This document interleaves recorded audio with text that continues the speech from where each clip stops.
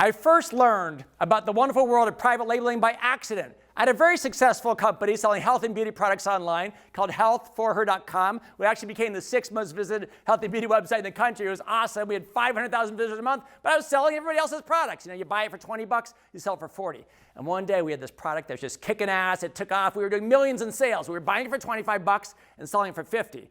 So I jumped in head first, knowing nothing about private labeling. I found somebody to match the ingredients in the product and make it for me for $5 instead of $25. We put it side by side next to the brand name product for like $5 less. So instead of selling for 50 bucks, we sold it for 45, and maybe 20% of the people bought the brand, 80% of the people bought my private label product because they trusted my company and myself through our relationship. So the rest is history, and I am the biggest believer in private labeling in the world. I don't care how small you are or how big you are. It needs to be an intricate component of your business, and it's such a unique differentiator. People will come to you to buy that skincare product, to buy that nutritional supplement, whatever it is your private label, they'll come to you to buy just that, and while they're there, they're going to buy something else, other products and other services, and guess what? Your private label product is sold nowhere else in the world but at your business. How cool is that? So we're going to talk in this video about the fundamentals of how you can get started with private labeling. Are you ready?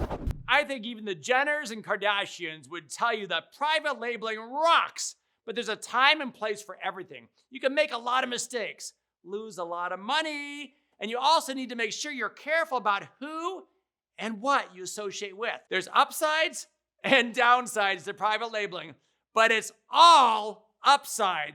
Very profitable upside when you do it right. Oh, I guess it's a good idea for me to explain what private labeling is. Private labeling is when you put your brand on someone else's product and label and sell it as your very own.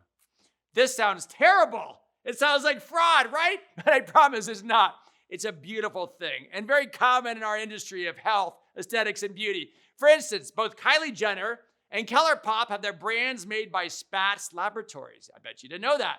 Their formulas are similar, but just different enough to be protectable and to have their own unique brand on the products they created. The differences, albeit ever so slight, also justifies their own unique price points. Private labeling is easier than you think to get into because the laboratories are used to working with people who want to private label, but who often have no idea what they're doing.